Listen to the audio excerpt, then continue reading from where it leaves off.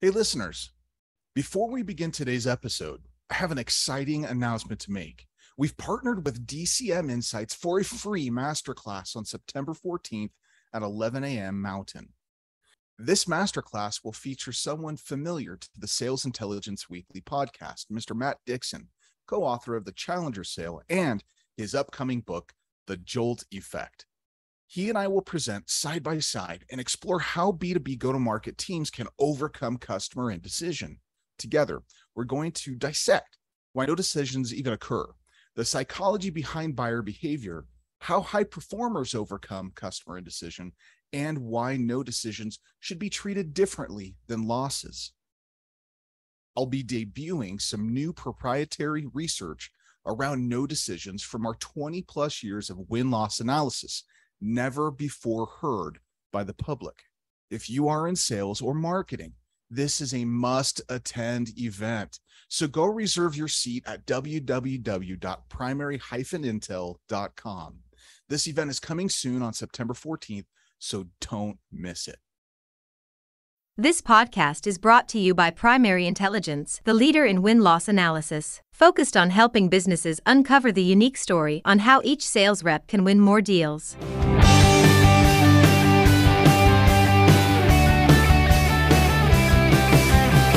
Hey everyone, and thanks for joining me on another rousing edition of Sales Intelligence Weekly, brought to you by Primary Intelligence. I'm Ryan Queller. Enterprise selling, right? It's a different kind of beast that affords enterprise sales reps many different kinds of challenges as they try to hit revenue goals. Everything from engaging with the right senior executives, uncovering the right pain points so that they can craft the right story, positioning the deal size, building relationships of trust, navigating the mega sales cycle, discovering the means to expand your deals throughout the customer lifecycle, trying to fit your prospect into your account plan. The list of real challenges just goes on and on and on. Now, for many listeners, you might be saying, well, Ryan, you just described any sales rep, regardless of size, process. And that might be the case to some degree, but the level of difficulty exponentially increases with the size of the deal. Mega deals equals mega complexity. So what's a person engaged in this great pursuit of the mega deal supposed to do? Take Dante's advice and abandon hope, all ye who enter the mega deal gates? I don't think so. But how can enterprise sales reps face and ultimately beat these seemingly insurmountable challenges? What strategies can be used to help enterprise sales reps close these massive deals that ultimately grow massive accounts? Here to explore this big deal question with me today is Mr. Big Deal himself, Mr. Jamal Reimer, founder and author of Mega Deal Secrets. Jamal, welcome to the show. Thanks for having me, Ryan. I'm really happy to be here.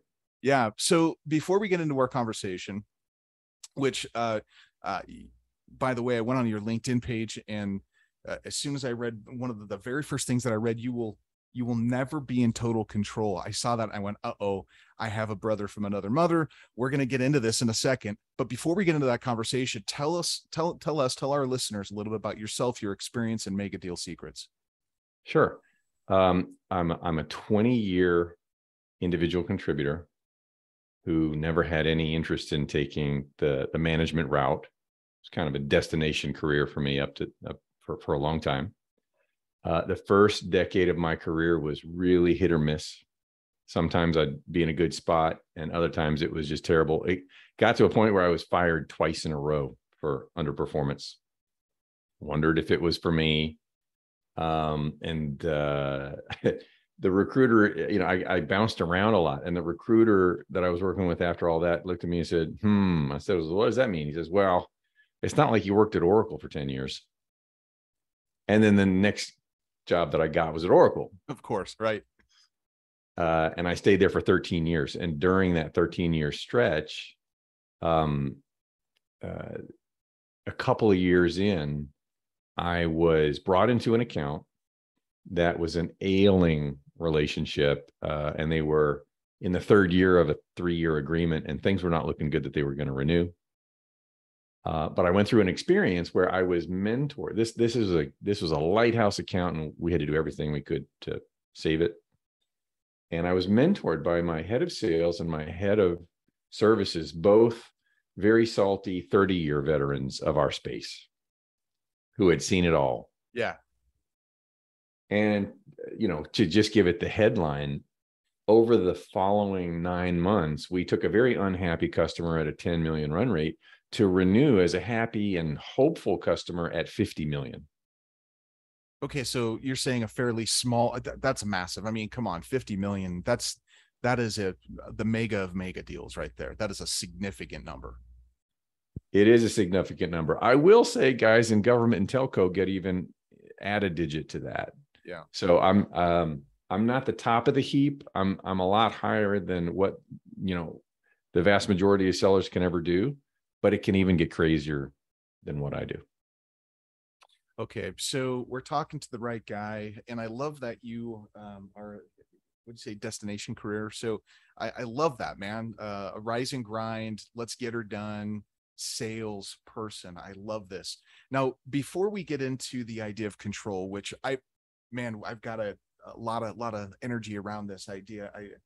If anybody wants to, you should go to Jamal's LinkedIn page and read his his short blurb about this. It's phenomenal.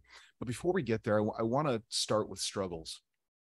So from your experience, what are the greatest struggles that most enterprise sales reps face? The first word that comes to mind is pressure. Oh, okay. Yeah. Let's unpack this. What do you mean? So the pressure that I'm talking about, so there's the pressure that every rep can relate to, which is first line managers coming down on them, not much coaching, but a lot of micromanaging, or just give me the numbers, right? What's the next step? And, why isn't Salesforce updated? And when are you going to close this deal? That's a pressure that we can all relate to. Mm-hmm. But as you kind of go through your own maturity curve as a rep, if you keep progressing, you're going to get to the really true enterprise sales space. You'll go through SDR into SMB and commercial majors up to enterprise. And then in enterprise, you get to the super large deals. And as you go, the deal sizes will likely increase. And as the deal size increases, the pressure increases. And it gets to a point where I was in situations where other people at the company that I would be working at the time would give me a call. They're not my manager, but they're like, how's the deal going? This is the biggest, by far, this is the biggest deal of the year for us. And, if it doesn't close, I might lose my job because, the rest of the company isn't doing as well as this deal looks. So there's all kinds of pressure that reps experience. And I've experienced pressure in a way that impacted my health.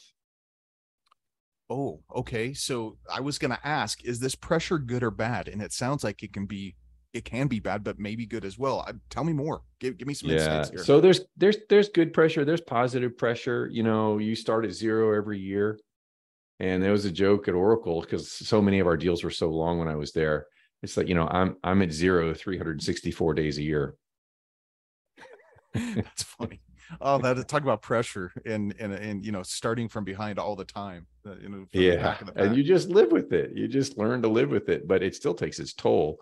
But I've done 3 very large deals in my career, and after deal 1 and 2, it took me about a month, 6 weeks to literally recover. I couldn't do much selling after. Wait, hold on. What happened? Tell me. I mean, what? Tell me more about this. What happened? So there's so many details to tell. I wrote a book, and it's called Mega Deal Secrets. You kind of led with that, and that book is the story. It's a novel. It's a sales novel, giving the reader and kind of an over the shoulder view of what doing really large deals is really like. The fun stuff, the really crappy stuff, everything in between. So your question is, what is that like? What kind of pressure are you talking about that would impact your health? So in my experience, it's, 18 to 20-hour days for months. And it just gets, it intensifies as you get closer to the compelling event of the last day of the year, the last day of your fiscal. And when they're really big deals, there's a lot of people involved. It's not, I make an analogy of the difference of the selling reality. So most reps are used to selling in what I call the Batman and Robin model. Okay. Batman is the seller, Robin is the pre-sales engineer. And Batman and Robin can go off into the territory and just do 50K deals all day long, 100K deals all day long. But when it comes time to do these really large deals, you can't do the Batman and Robin model. You have to become you got to become the field marshal of the Roman legion. And so you step back from the doing and the executing, and you lean into delegating and coordinating and choreographing and orchestrating. Is that okay from a personal perspective? I know lots of sales people. I was in sales for a long time. Giving up control. You're talking about controlling in a different way, right? Guiding and directing in a different way. Is that difficult to do, to toggle between being the frontline doer to backing up and being a delegator, a master delegator? It's hard when you think you do it really well.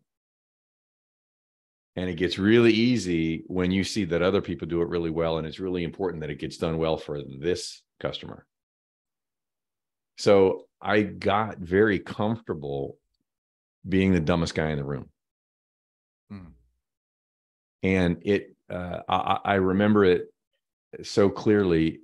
There's a seller, her name is Marcy Akers. She's still at Oracle. She's my North Star. She was never my mentor because I never really sat at her feet, but I watched her from afar. When we were doing deals at $500,000 or $2 million, this is before SaaS, so it's all on-premise software.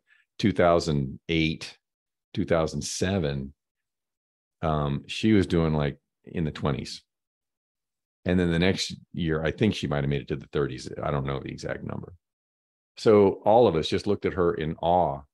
But I talked to her just a couple of years ago, and one of the things she said was, I said, what are your greatest learnings about being a seller all these years? And she said, number one, you have to learn to get comfortable with being uncomfortable, because you just got to stay there. And the other thing that she said, that's a whole talk track right there. Oh yeah. We can spend a whole episode just on that, or, a whole book, Yeah.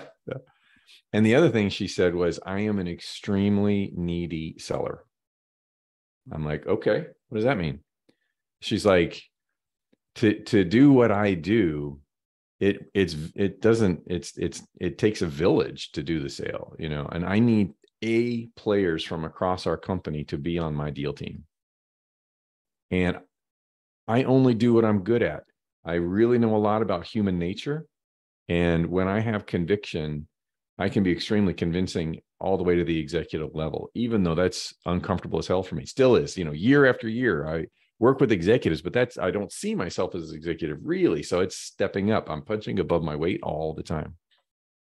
And so she does what she does well, and she gets A players to do everything else. And when you know that that's what it takes, you become the coach on the side of the playing field to be able to put these amazing players on the field who all have their roles, and that they're better at you than all of them, but that's okay, because you're the choreographer. You haven't, in that post I was talking about, you'll never have total control. You become okay with not having control, and it's okay with just influence, and you're playing the long game every time. Okay, so the original question here was, what struggles do salespeople face? And the first word that came to mind was pressure. We just unpacked what that means and how, that could, over time, that will take a toll. What are some tactics or strategies that you employed to cope? How do you actually cope? Because you have to become good, it sounds like, at coping with the pressure of the mega deal when you've got maybe the CEO of the company calling you about one deal, right? I mean, that's the reality. Publicly traded company, you've got projections on Wall Street, you got shareholder. I mean, it's like the pressure is significant. It is pointed. How do you cope with that? What should a rep that's dealing with this, how do they cope?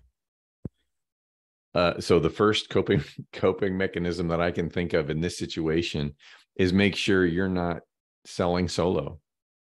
When doing large deals, I've never seen anybody do a large deal without executive engagement, not just sponsorship, but engagement. Large companies, small companies, especially large companies, are filled with inertia. And because of its size, it's like the Titanic, right? It's hard to move. It's hard to steer. Whatever direction they're going to probably go that way for a while because it's really hard to get to change the direction.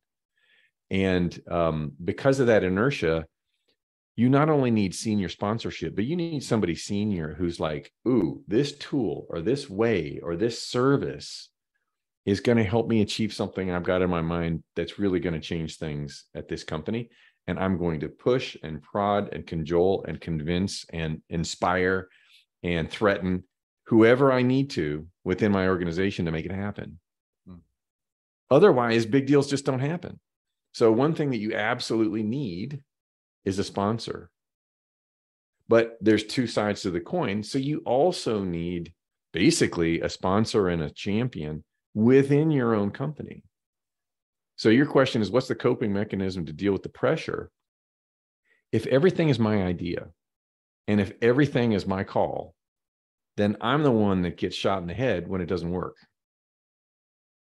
But if I am consulting with my management team, the consultative selling process creates a shared understanding of the reality and multiple perspectives that come up with the strategy to move forward.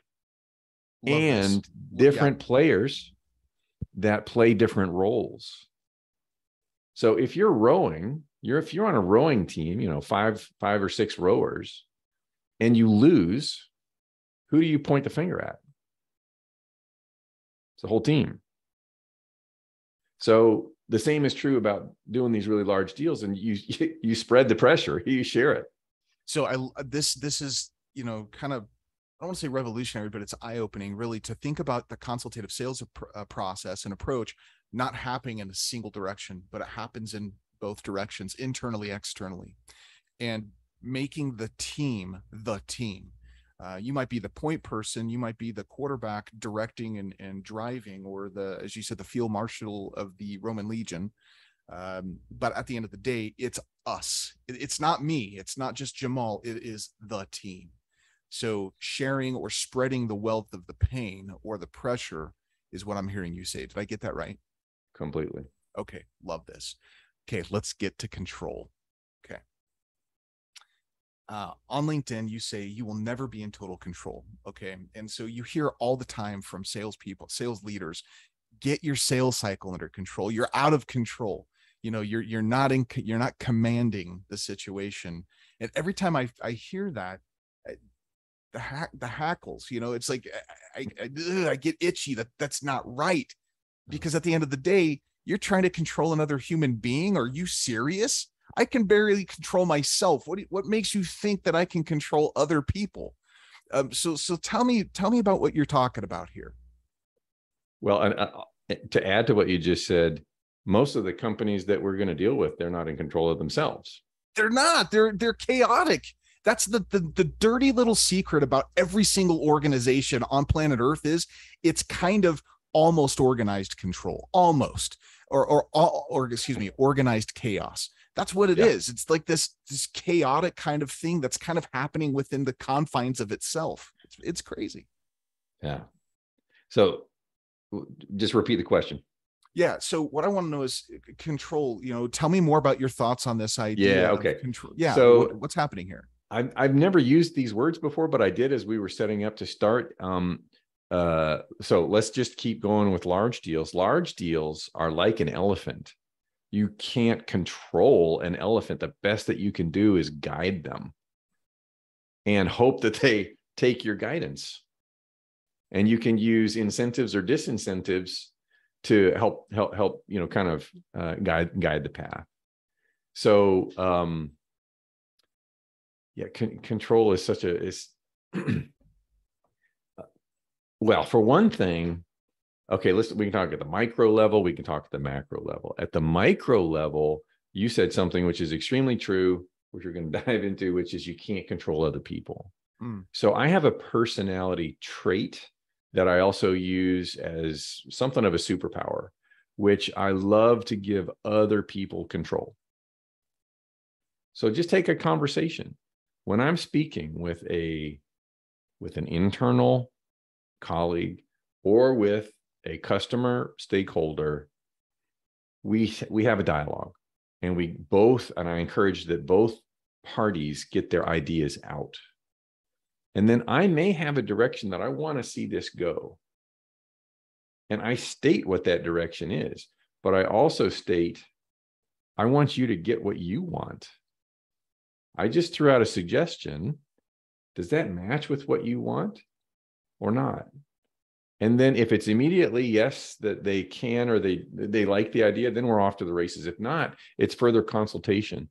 But the point I'm trying to make is people who do not feel in control have a like 100% common reaction, which is to become defensive and to kind of dig their heels in, because they're seeing either an aggressive posture or a threatening posture coming from the other side, the other person in the conversation. But when somebody feels like they're in control and there's no threat, they're not operating from the croc brain. They're operating from the rational brain. And that's where you want to be. You will never motivate change in any human being operating from the croc brain. Croc brain is just fight or flight. That's pretty much it. But you get people comfortable and safe, and they leave that part of their brain. They go to the functional side, the rational side, and they can be creative, and they can be understanding, and they can feel reciprocity. If you do something nice for them, they're probably going to want to do something nice for you. And so I'm not controlling them, but they're a hell of a lot more open to my ideas if they feel safe and that they're in control. Okay, so yes, and by the way, I refer to that croc brain that you're talking to as, it's like my girlfriend Amy G, right? Amygdala, Amy G Dalla, but that's a whole other story. I've got a whole problem with psychology. So prefrontal cortex is where the nonlinear thinking happens, and that's where people do their best work. And that's what you're saying, is bring people out of the fight or flight place, bring them into the safe place. Give me one or two, tips. How do you make somebody safe? What do you do to remove the fear and create an environment of safety for that prefrontal place? I ask them a question about what they want, and I just let them talk. I mean, is it that simple, really? Yeah. Okay. So why don't we all do that then as salespeople? What stops people from doing that then? The pressure. Okay, we're back to the pressure. Okay. So, we're coming full circle. I need a framework. So if the pressure is real, right? If the pressure is significant, if it is real, if it's pervasive, if it drives so heavily my paradigm that it impacts my behavior to do things that I know are not going to be helpful, give me a framework that I can employ. What framework do you use to drive these mega deals to keep us aligned? So I could whiteboard it, but let me give you the condensed version to just keep a thought. Step one, I just look at my accounts, and partially from gut feel and partially from research, I'm like, which one could support a large deal, right? If I sell by the seat, do they have that many seats to fill, right? If I'm selling CRM, do they have enough salespeople? If I am selling something by the data point, does enough data run through their system that they could actually buy a deal of size? They're not a small organization, they're large, right? So I just find in my patch, who's my target? It's like whale hunting, right? You want to, if you're an Eskimo, who does this for thousands of years, you got to find the whale. You're on the water. You're like, where's the whale? Okay, that whale. That's the one that we're going for. And then, for some reason, this is I don't know about revolutionary, but it's counterintuitive to most reps. I go right to my management because I want to involve them early. Most reps involve their management late, and there's reasons for that too, which is that most reps are conditioned that when they go and speak with their executives about getting involved in a deal, the executive will just qualify the hell out of their deal. Did you do this? Is this here? What's the pain? What's the this? And they go through a big long checklist, and it just beats down the rep because they're trying to start something early. So they're like, hell, I'm not gonna go to my CRO until I got everything buttoned up, and that will take forever when they do it on their own. So what I do is I do the research and I find a little smoke, right? And I say, so I go to my manager, or I go to my senior executives, and I say, look, I found some smoke. Let's go make a fire. This is not completely qualified, but here are some facts for you. They missed their number last year. I talked to 2 people down in the engine room. They said that the problem is this. I talked to the SI Accenture, and they know that the problem existed. I'm like, I know there's stuff there, but I don't know everything, and I don't know every person. But if you, Mrs. C-suite person at my company, will come with me and ride shotgun, you're going to help me fail fast.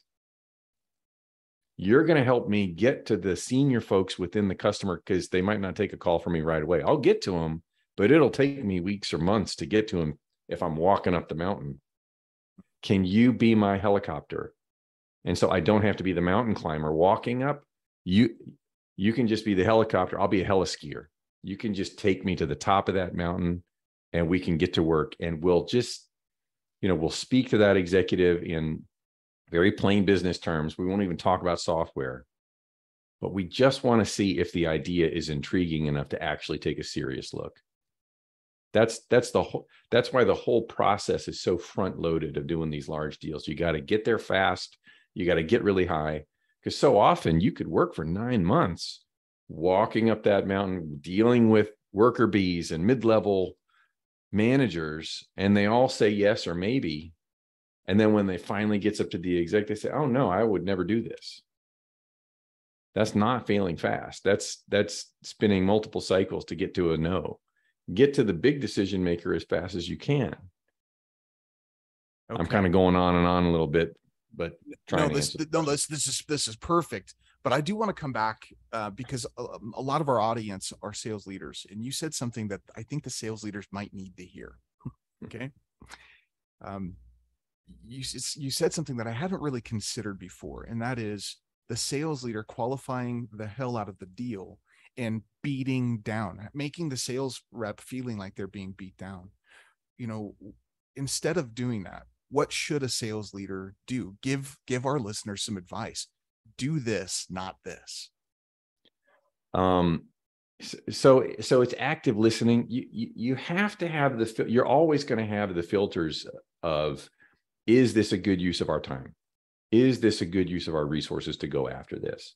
But be open to the possibility that your involvement, not just blessing, resources, but you getting involved, can do exactly what I was talking about earlier, which is help the whole organization to fail fast. Because the dynamic is this, it's the hierarchical nature of large organizations. So I'll tell a story. I was on a customer golfing outing when I was at Oracle, and I was able to attract an Oracle EVP. There's only a handful of them. So massive bars on this guy's shoulders. Yeah. And I'm not a golfer, so I was driving his cart. And so I got some real close time with them. And one of the questions I asked him, I said, so I've done a couple of big deals. I'd like to do another, but when does it make sense to bring you in? I've never gone that high in our organization. And he just looked at me kind of funny and he said, when you have another EVP that you want me to talk to. If you only have an SVP, go get Sam. He's the right guy. So players at large organizations, you can be a small organization, but you need to know the mentality of the guys in the really large shops are very title and role oriented. Okay. So like on like, that is a wonderful story, by the way. That's perfectly proves the point, right? So when you have title get like on like, or in football terms or in other sporting terms, they call it big on big, right? So you want to have like on like type titles. Okay, that's wonderful. Any other advice that you'd give to to sales leaders? So I think we're in we're in a period where selling to large organizations is becoming more critical. Yes. One is everybody's going up the curve and everybody wants to get there just from a business standpoint. But now that we're in a downturn, it's even more a part of the strategy, how to do more with less. Well, you got the same sellers, but maybe switch your customers. If you've been selling to the small guys, they're going to have less budget, or they might go out of business, or they might be on hold. But the big guys, they'll do their layoffs, but they've still got budget to move the ball forward. So they still need to do projects. So it's really important to kind of build that capability if you don't have it. And I tell sellers, you should be thinking of your territory like an investment portfolio. You're going to have some risky stuff and you're going to have some safe stuff. And you got to work that out with your manager, which is everybody aspirationally wants to go for the large deal. But if that's all you do, you're going to have a very binary year of flood or famine.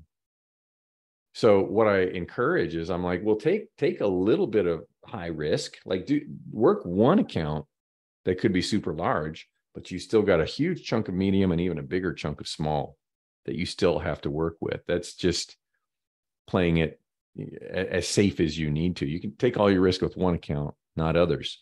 But if sales leaders want to encourage that, they've got to let them create, right? They've got to let them take the risk, but they shouldn't leave the rep or the lowest level of players to try to go do that all on their own. Because large deals, to an executive, large deals don't look like a large deal. They look more like an acquisition. There's the same level of rigor. There's the same level of political infighting, do or go, no go. So why wouldn't you bring your whole team to that? Why would you let just the seller try to do it Batman and Robin style? Okay.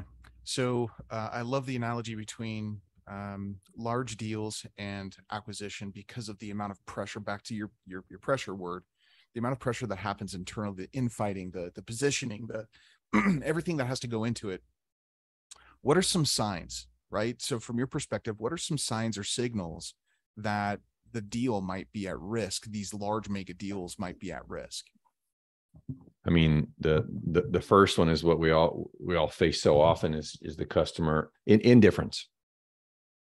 Okay, wait, I would not have guessed indifference as number one. Tell me why. Give me more about that. So, an indifferent customer doesn't care. An indifferent customer is not investing in you with mind share, with time, with people, with anything. They just go quiet. They go dark. How do you know if somebody's indifferent? How do you know if, can you look at it? Can you see their eyeballs? That's an indifferent person. They're thinking about something else. They're trying to get you off the phone. They're trying to wrap up the meeting early. They do a lot of yeah. They're just trying to move through whatever process you've got them in so they can get out and go do what they really want to do. That's indifference. Another sign is when they say everything's okay, you're in first place, but nothing really happens. There's no proof to that verbalization. So lack of movement, indifference and lack of movement are the first two things I heard you say. Is that right? Yes. Okay. Love those signals. Any other yellow lights that our listeners ought to be aware of? It kind of goes with lack of movement. It's just The time that I'm the most fearful is when everything looks like it's going all right. Now, I laugh because that sounds somewhat like a cynic. That sounds somewhat like I'm just waiting for the other shoe to drop. Yeah. Is that real? Tell me about that. Well, it is, because so often it's an incomplete picture that you're given or that you choose to see. So it could be true. So let's say that there's an onion, there's 3 layers of the onion, and you're on the outer layer. The outer layer has all the players that you have visibility to. And those are the players who are telling you everything is okay, we're on track. But you have limited access to the players at the second layer, and you have no access to the players at the center. So you have an incomplete picture. You don't have complete visibility into the other side of the playing table. And so it could be true, according to the folks on the outer layer, yep, everything's okay. But internally, another rep from your competitor has not only gotten to the second layer, they got to the center. And they're having a completely different conversation. And when you think you're going to start negotiating a contract because you got to kind of a conceptual agreement, a press release comes out that your customer just bought from your biggest competitor, and they bought a lot more than what you were negotiating with that outer layer player. Okay. So I think we're cooking with gas here. Give us more of your framework. What's the next piece of your framework? Maybe it doesn't have to be linear, but what's the next piece of your framework? It's just going to be easier to whiteboard it. Okay. And I'll talk it through too. I call it the 2 mountain model. Okay. So if you look, there's 2 mountains in a little valley. Here's a mountain. I'm a terrible drawer. So we've already gone the first mountain where the seller is no longer a mountain climber, but is using a helicopter of their own executive or someone else who has peer business status with power within your account, right? The king or queen of the roost, right? So you use your helicopter to get to power quickly with a hypothesis, a well-researched but initial hypothesis that your offer has value. What we want out of this initial engagement or interaction with the customer executive is just to tweak their interest and intrigue enough that they say, yeah, I want to know more. And I'm willing to put some people on it to do a proper investigation, which is basically could be just anything more than a couple of demos. Demos are not an investigation. That's just a proof of some screens. So then let's say we're successful in getting that buy-in to do a proper investigation. Then we can just put this down here, and we can just call this investigation. We'll call it a proof of value exercise. Depending on the company you're working for, it could be a sandbox environment. It could be a full-on POC. It could be something in the middle. So I'll just call it a POV, right? Proof of value exercise. Fair. Yeah. Okay. The goal of this step is to prove value, because in this first meeting, you can give a bunch of customer examples about how you've made similar customers successful. And that'll be intriguing, but the executive is going to say, sounds great. I know they can do it, but will it work for us? If you don't answer that critical issue, they still might buy something, but it'll be a small deal. It'll be a land and expand deal. Now, not all land and expand deals are created equally. The evil land and expand deal is a lazy rep that says yes to everything and lets them get away with buying 1 unit, takes it down, moves on to the next account, never comes back to grow the account. Now, not everybody has that configuration. Sometimes you got to pass it to another rep, but I'm just making a point. Sure. The smart rep can use the land and expand in the same way that I'm using the proof of value exercise. So what I'm saying is, if you're going to start off the blocks really fast, get to power really fast, you can avoid or mitigate the likelihood of a land and expand if you do a proper investigation before the first purchase order. If you prove value, the customer will be more comfortable in buying in size rather than just 1 or 2 seats. After you do the exercise, you go back up to basically report back in a readout meeting. You go back to power. You make sure that the same executive that gave you the mandate is there. You bring your executive. So now both sides are taking it very seriously. And the goal here is to achieve the conceptual sale at the decision-making level.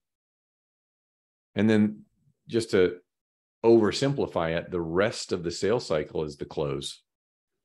And that has a lot to it. It's one word, but that includes getting all the other stakeholders on board who need to be on board outside of the decision-making committee. That means going through every closing process, the procurement process, security, compliance, T's and C's, price, all of that. And then finally getting to signed signatures. Okay, so this framework is phenomenal. Really, the artwork, and you don't do yourself justice. The artwork is actually it's very abstract. I like this, but conceptually, is very easy to follow. Okay, most things that are easy to follow and that have mega deals or something that's significant attached to it, there's this idea that might say easy does hard. If you were to give one piece of advice to that mega deal pursuer, what's that advice that you would give in your framework here? Because it's wonderful. I love the idea of, by the way, getting to power. It's simple, but it's just spot on. It's so good, like so good. What's that one piece of advice you would give to the mega deal pursuer? To start the journey? Yeah. It's abstract, but I'm going to start here anyway. It's think bigger. And what I mean by think bigger is if you want to catch a fish, you can use a fishing rod. But if you want to catch a whale, you can't use a fishing rod. And so I coach individuals and teams on how to do this stuff. And the first thing we work on is mindset. And we talk about the mindset of the mega dealer. And the mega deal, there's different, you could deliver different value propositions to your audience. I'm going to just stop the share for a minute. There are different insights that you could bring for the same offer, because a worker bee on the shop floor is going to respond to a worker bee insight. Hey, push this button, not this button, because this button works better. A mid-level manager, director, VP level will respond to a mid-level insight, which is, hey, here's how you can make life better for your whole team or your whole business unit. But an executive will not respond to an insight at the mid-level or the worker bee level. You have to generate or discover or engineer an insight that will impact the entire enterprise. So we have to think bigger. Maybe our marketing teams have given us an insight, but guess what? It's a mid-level insight. Which is never going to get, to your point, that's not going to get or ring any bells for any executive. No. So you got to roll up your sleeves, do more research, get deeper under the hood, make more relationships, find more pain, get more stories, analyze more data. Because if you come to a senior executive with, hey, let's tell you about the 4 major trends going on in the industry, they will have heard that 18 months ago from Deloitte. You have to bring something that's new or a new take on something that they already know, a new perspective, a new way of thinking. Anything else is going to be like inviting somebody to come over to watch a rerun. Ooh, okay. That's visceral right there. No, but that's, to put it that's lame, right? So nobody wants to come on. Oh, hey, you want to watch the 1992? I mean, come on. I mean, what is the value of that, right? That is so visceral. That is so excellent. So Jamal, man, we're just scratching the surface here of what you're bringing to the table. We really are. We have not in our show. We are not capable. We don't have the time to really get into this. But what you've shared today are just phenomenal tips, and basic understanding of a framework that could be employed. But we only tapped into a fraction of your expertise. So that being said, I need to make an invite to our listeners. You have to check out Jamal's website and masterclass at megadealsecrets.com. You have to feel compelled to go do this. This will start to change your paradigm. And if you're going to change your behavior, it has to start with paradigm. Jamal, thank you for being on the show today, man. This was phenomenal. Thank you so much. I really appreciate you having me. I had a great time. And listeners, remember, no deal is out of reach. We'll see you next time.